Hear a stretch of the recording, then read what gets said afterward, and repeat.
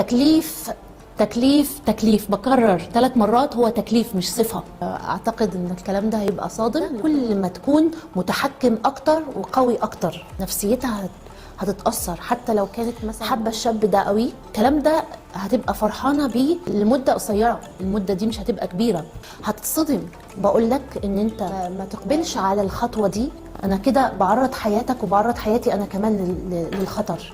الزواج كده بالظبط، انت لازم تفهم يعني ايه زواج اصلا. لا انتوا كده غليتوا الشبكه، غليتوا معرفش ايه، غليتوا لا انتوا بتطلبوا عفش كتير. خليك مع الله، ربنا مش ممكن هيخذلك. واسمه فشخره كدابه، يعني زي ما بيقولوا كده.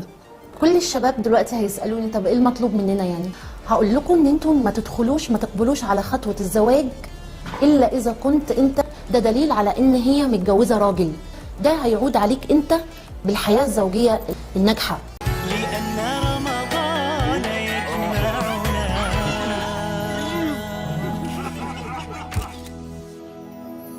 بس خلينا متفقين قبل ما نبدأ في أي حاجة، إن أنا واحدة من الناس مش هرضى لبنتي إن هي مثلا إيه تتجوز في مستوى أقل من المستوى اللي هي عايشة فيه.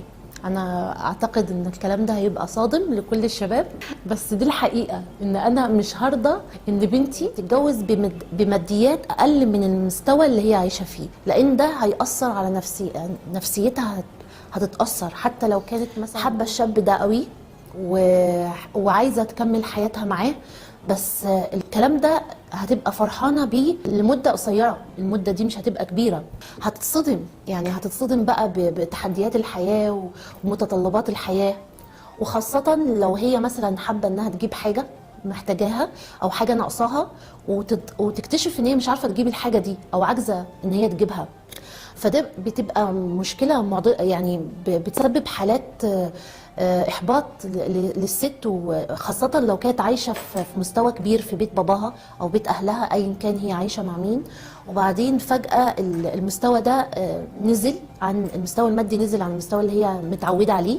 مثلا عايزه تجيب فستان، عايزه تجيب شنطه، عايزه تجيب، انا ما قلتش ان هي تعيش اوفر، بس المتطلبات العاديه اللي هي تعيش في مستوى مثلا في شقه ملك مثلا تمليك. انا مش عايزه بنتي تتمرمط في انها في ايجار، انها تعزل من مكان للتاني مكان للتاني. يعني ده برضو هيبقى بالنسبه لها حاجه مرهقه وحاجه متعبه جدا. يعني انا واحده من الناس مش هقبل ده لبنتي، ان هي مثلا تبقى محتاجه حاجه وعاجزه انها تجيبها. وخاصه بقى لو بعد كده لو خلفوا بيبي، لو جابوا بيبي، المسؤوليه بتكبر اكتر، المصاريف بتكتر اكتر. طب هي هتعمل ايه؟ يعني هيصرفوا ازاي؟ انا بوجه رساله للشباب، بقول لك ان انت ما تقبلش على الخطوه دي الا لما تبقى جاهز كويس جدا، مش كويس بس كويس جدا، يعني جاهز للخطوه دي قوي. يعني ازاي؟ انا دلوقتي لو انت مش متعلم السواقه، يعني انت ما عندكش خبره او خلفيه ان انت ازاي تسوق عربيه، تمام، وقلت لك خد العربيه بتاعتي ويلا سوق بينا، وانا كمان راكبه معاك العربيه، انا كده بعرض حياتك وبعرض حياتي انا كمان للخطر. الزواج كده بالظبط، الزواج ان انت لازم تفهم يعني ايه زواج اصلا، تفهم يعني ايه قوامه، تفهم حاجات كتير عن الزواج. قبل ما تقبل على اي خطوه لازم تتعلم ازاي تقود الخطوه دي. يعني كل ما تتعلم في اي مجال ايا كان، كل ما تتعلم اكتر وتوعي وتعلي الوعي بتاعك اكتر في المجال ده، كل ما تكون متحكم اكتر وقوي اكتر في النقطة دي أو في المجال ده. الشباب متوقع مني بقى إن أنا هاجم الأهل وأقول أنتوا لا أنتوا كده غليتوا الشبكة، غليتوا معرفش إيه، غليتوا لا أنتوا بتطلبوا عفش كتير معرفش. أنا مش ههاجم الأهل، أنا هقول بس حاجة بسيطة، خليكوا في المعقول، يعني ما تبقوش أوفر قوي، يعني اطلبوا المعقول. والشباب لازم يكون قد المعقول ده، ما يعترضش، لان ده يعني الحاجه اللي انت بتجيبها انت كده بتقدر وبتعز او بترفع من قدر الست اللي انت هتاخدها. طيب اعمل ايه؟ خليك مع الله، ربنا مش ممكن هيخذلك لو سعيت، يعني سعي بقوه، بعزيمه، باصرار، بحكمه. طالما اخدت طريقك للوصول للهدف ربنا لازم هيوفقك. لو انت عندك يقين بان ربنا هيوفقك هيوفقك. لو انت عندك حسن ظن بالله، لازم يكون مع حسن الظن ده حسن العمل. يعني لازم يكون في حسن ظن وحسن عمل. ليه؟ علشان يتحقق الهدف او يتحقق اللي انت عايزه. لا، ما تجيبش حاجه يعني تبقى اقل من العادي، خلينا في العادي. يعني مثلا انا واحده من الناس ضد خالص الاهل اللي بيطلبوا شبكه كبيره قوي. يعني دي هديه، وخلينا في المعقول. وببقى يعني زعلانه قوي من الاهل برضو اللي بيطلبوا اكتر، يعني اكتر من 4 اوض مثلا او اكتر، يعني الحاجه تيجي مرتين. فلا، ده اسمه بذخ واسمه كلام فاضي واسمه فشخره كدابه، يعني زي ما بيقولوا كده. احنا برضو الاهالي تراعي الشباب، حتى لو الشاب دوت مادياته كويسه جدا، ما فيش داعي خالص للتكاليف الباهظه دي، ملهاش لازمه. انا اوفر على بنتي واوفر على جوز بنتي للمستقبل لبعدين. طيب كل الشباب دلوقتي هيسالوني طب ايه المطلوب مننا؟ يعني هقول لكم ان انتم ما تقبلوش على خطوه الزواج الا اذا كنت انت مظبط نفسك ماديا. وحط تحت ماديا دي كتير خط، يعني خطوط كتير. ليه؟ علشان الماديات هي عصب الحياه الزوجيه. هو الحياه الزوجيه هي سكن وموده ورحمه، طبعا دي لا خلاف عليها ولا جدال فيها، لكن الماديات من اهم الاشياء في الزواج. لان الماديات انت بتوفر طلبات زوجتك، وبتوفر بعد كده متطلبات اولادك. والطفل على فكره بيأثر في نفسيته قوي قوي، حته ان هو بيبقى محتاج حاجه وما بتتجابش. الفقر بيأثر نفسيا في الصحه النفسيه عند الاطفال. واللي قال الكلام ده سيدنا علي. على ما افتكر المقوله لو كان الفقر رجلا لقتلته. هما ليه قالوا الكلام ده سيدنا علي وسيدنا عمر؟ عندهم رؤيه وعندهم فكر ووعي كبير بان قد ايه الفقر بيأثر على النفسيه، قد ايه الفقر بيأثر خاصه على نفسيه الطفل. فانت لازم تفكر كويس جدا قبل ما تقبل على خطوه الزواج. لازم تكون معد نفسك كويس جدا ماديا. تمام؟ اوكي، انا دلوقتي اعف في نفسي بان انا القران امرني بان انا اصوم. لو انا مثلا مش قادر ان انا اعيش من غير الزواج، صوم، عف نفسك بالصيام. فتره، يعني هي فتره مؤقته لغايه ما تبقى ماديا قوي جدا. طيب اعمل ايه تاني؟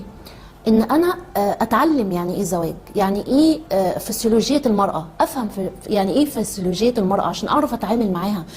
زي ما قلت انا مش اقبل على الخطوه دي وانا مش فاهم يعني ايه زواج. ما هو علشان احنا مش فاهمين يعني ايه زواج، حالات الطلاق بقت كتير جدا. طيب، وعايزاكم كمان تفهموا يعني ايه قوامه. عايزه اقول حاجه مهمه جدا، القوامه ما هياش صفه. القوامه هو تكليف من الله للرجل، تكليف بكرر 3 مرات، هو تكليف مش صفه. لان رجاله كتير يقول لك الرجال قوامون على النساء، يعني انا القوي، انت تقعدي ساكته، انت ما تتكلميش. لا، هي مش معناها كده خالص. قوامه يعني انت بتحميها، بتدافع عنها، انت سند ليها، انت في خدمتها. لما تكون تعبانه انت في خدمتها، تخدمها. هي ليه طول الايام شايلاك وشايله البيت وشايله الاولاد؟ وقت ما تتعب لازم تخدمها، لازم تعمل لها الشيء اللي يريح نفسيتها. على فكرة ده هيعود عليك انت بالحياة الزوجية الناجحة. كل ما كانت زوجتك مرتاحة نفسيا ومبسوطة وسعيدة، ده دليل على ان هي متجوزة راجل بمعنى الكلمة، راجل يستاهل القوامة، راجل انا بخاف عليها، انا سندها. خاصة لو كانت هي ست طموحة ومحتاجة ان هي تثبت ذاتها، بترجع لك انت، بتسألك، كون سند ليها، علي منها، علي من شأنها، شجعها، اوعى تحبطها. صدقني ده شيء جميل جدا وهيرجع بالنفع عليك وعلى الاولاد. ما تقولش لا هي مش هتقدر توفق بالاتنين، لا هتقدر توفق. اقول لك ليه هتقدر توفق؟ لان الست اصلا يعني عندها قدرات اكتر من الرجل، بتقدر ان هي تعمل كذا حاجة في وقت واحد. انا واحدة من الناس الحمد لله بقدر كويس جدا ان انا اوفق ما بين شغلي وبين اولادي.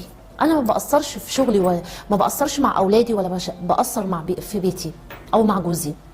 طالما الست اللي معاك ست شاطره، ست مستنيره، ست قويه، انا ابقى سند ليها، ده هيعود بالنفع على الاولاد وبالتالي على المجتمع. انت كده بتبني المجتمع، بان انت بتبني ست قويه يبقى في مجتمع قوي. عايزه اتكلم في حته كمان، ان انت مش مجبر خالص ان انت تتجوز، ولا مجبر ان انت تخلف اولاد. لكن لو خلفت انت مجبر ان انت تربي صح. انت مش مجبر خالص ان انت تخلف، لكن انت مجبر ان انت تربي صح. خلي بالك الآية بتقول كما ربياني، يعني الاتنين، لان معظم الرجال بيرموا تربية الاطفال على الام. هي الآية ما قالتش كما ربيتني، كما ربتني، لا هي كما ربياني صغيرة. يبقى انتوا الاتنين مشتركين في تربية الأطفال. زي ما الأم مسؤولة عن تربية الأطفال، انت كمان مسؤول عن تربية الأطفال. أنا دلوقتي مادياتي مش كويسة، نفسيتي هتبقى محبطة، نفسيتي ما عنديش صحة نفسية قوية، مش هعرف أربي الأطفال، مش هعرف أربي أولادي. انا دلوقتي مشغول في حته تانية خالص، ان انا بسعى ورا الماديات، متلخبط، مفيش فلوس، مفيش. طبعا المسؤوليه بتزيد مع الزواج، مسؤوليتك بتزيد، هتبقى شايل هم نفسك وهم زوجتك وهم اولادك. في المصاريف بتبقى كتيره، المسؤوليه بتكبر، فلازم ان انت تتفرغ تماما للمسؤوليه دي. عشان كده بقول لك ظبط مادياتك قبل ما تقبل على الزواج، وما تقعدوش بقى تشتكوا وتقولوا لا ده الزواج تكاليفه كتير ومعرفش ايه. خليك في الوسايط، يعني خليك في الحاجه الوسط، يعني الحاجه الاوفر ابعد عنها. تمام؟ فانا بقول لك حط مليون خط تحت الماديات عشان تعرف تربي ابنك صح. الاب اللي بجد والام اللي بجد هم اللي بيتفننوا في تربيه اطفالهم عشان يطلعوا للمجتمع اشخاص اسوياء، متزنين نفسيا، يعني ما عندهمش امراض نفسيه ولا عندهم نقص ولا عندهم خلل نفسي، وبالتالي المجتمع هيبقى في رقي، وهيبقى من اجمل واقوى المجتمعات.